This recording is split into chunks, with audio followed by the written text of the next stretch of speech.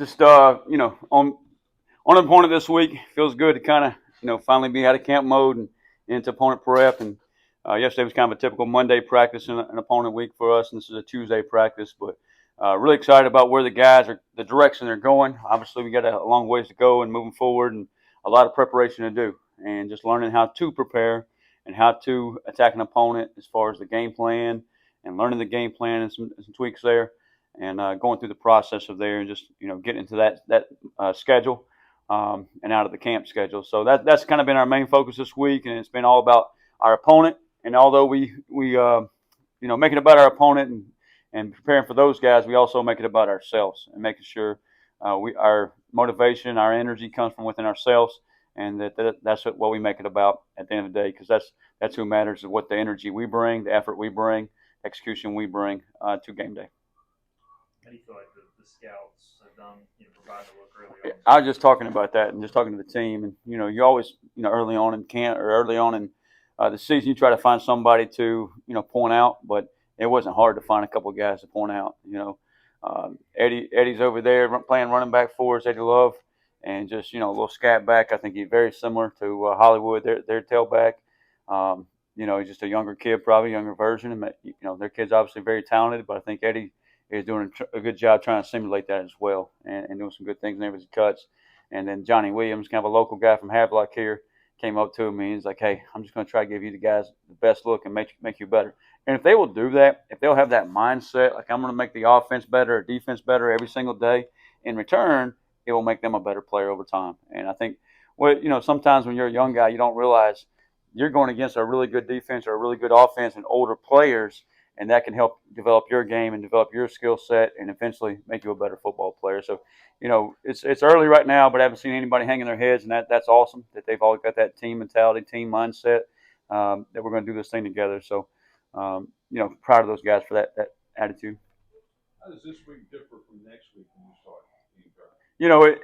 It really you got a little bit of a trial run this week as far as Monday, Tuesday, Wednesday, or kind of like a Monday, Tuesday, Wednesday practice for us, and then we'll at some point repeat and rinse and repeat and go through the same cycle again. So you're kind of getting 2 Tuesday practices, 2 Wednesday practices, so on and so forth. And our heavy work is this week and this weekend, and then we'll kind of start to pull back as far as take off maybe some pads and do some things there and make sure we're saving their legs. So we want to be fast and fresh for game day on the 28th, and make sure we're ready to go. So we did a little bit of extra conditioning there at the end of practice today.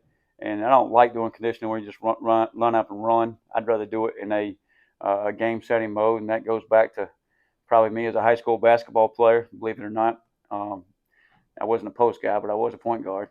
But our conditioning came from just playing up and down the court, and that's what I want our stuff to be out there. Is hey, we're playing up and down the field and just doing some tempo drills and offense versus defense up and down the field, and we'll continue to do that this week to make sure we're ready for a long drive and make sure we're in the best shape we can be in for the 28th. What do you anticipate the biggest difference being in NC State from last year to this year? The thing we piped in the practice today was the crowd noise, and just you're in Annapolis. It's a crowd where we might have had the edge there, and I thought our fans were awesome on that day. And give all the credit to our fans. They brought the energy, and I thought that fit over into our team.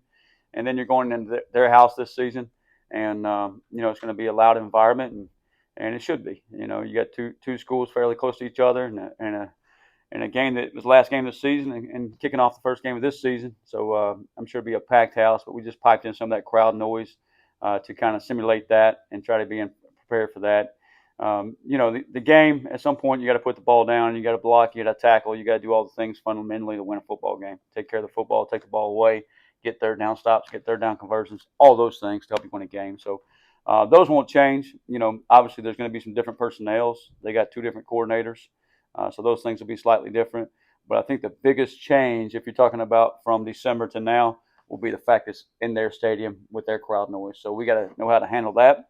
And like I told our players in practice, the crowd noise is just a factor of the game. We got to control what we do, and that'll help take care of the crowd noise as well. Now that you're in game mode, what steps do you want to see your team make?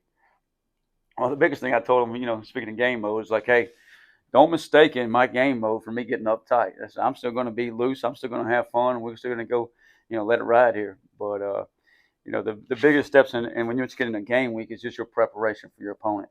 Sometimes when you're going in camp or spring ball against the same opponent every day, which is yourself, you don't really have to study what the other side of the ball is going to do. Now all of a sudden you have an opponent, you got to start cramming for that test. It's in a week where we don't have classes yet. I told our players, and in the world of humans, we like to procrastinate and wait till the last minute to study for the test. I said we got to start studying and really jam it all in now. That way, when class starts next week, we're not behind the 8 ball there, and we can focus on that as well. So that's the biggest piece. It's just a focus on what our opponent could do. Obviously, game one, it doesn't matter, what year it is. If it's new coordinators or new coaches or same coordinator, same coaches, same quarterback, you don't know exactly what you're getting. You're going to get a wrinkle or two. So you go out and prepare for kind of everything. Sometimes you're chasing a little bit of ghost of, hey, this is what could happen and what they could do, but you want to be over prepared for all situations and all circumstances. So, those are things that you just want to make sure we're over prepared, but at the same time, don't slow your guys down. I think I heard Brent Key talking about his football team yesterday. He didn't care if they ran 2 plays, but he wanted to be executed and they want to play fast and physical. And it's really the same thought of any game one. I think for everybody across the country is, hey, if you go play the game the right way, that's fast, that's physical, that's with great energy, you'll have a chance to win the football game.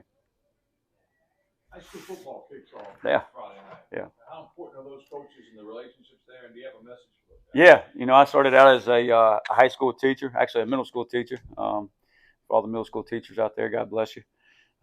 It's old junior high where I was at, but it started out as a high school teacher. Did that 4 or 5 years. I actually thought I would just be a head high school coach, and then had an opportunity to get to college. But those people are so special to not only our students across North Carolina, but also our student athletes, and just how the high school football can bring communities together. And just growing up as a young boy in this state, a young man in this state, just realizing that the town, the communities, they rally around high school football on Friday nights. And it's no different in Eastern North Carolina than it was in West North Carolina. And it holds communities together and gives us something to be proud of. And just a shout out to the people that make that happen, from the coaches to the players to the principals to the people selling tickets. And what an awesome experience for those young men, but also for the communities. Appreciate what you guys do. Best of luck this Friday night to all the teams out there. I'm sure it's an exciting season. Look forward to watching it and keeping up with it through the season. Coach, you started this off season obviously putting together your own staff in many ways, vision. You guys are week out or so from kickoff. How proud are you of the staff? It seems like it's running pretty cleanly out there. I've been on the other side of this thing a lot more than I've been standing behind this podium. And at the end of the day, you just want to work for good people, and people are going to treat people the right way, respect each other, work their tails off, care about kids, and serve others. And we have a staff that does that. That serve each other, cares about others more than themselves.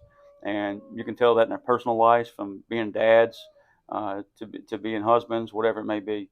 And it carries over to our team. And just really proud of the men they are, and the women in our building as well. We have men and women in our building that work their tails off for each other and for this program, and that puts ECU and ECU football first. So just really proud of that mindset, because I know if they'll do that, our players will do that, and I think that's something we can all be proud of.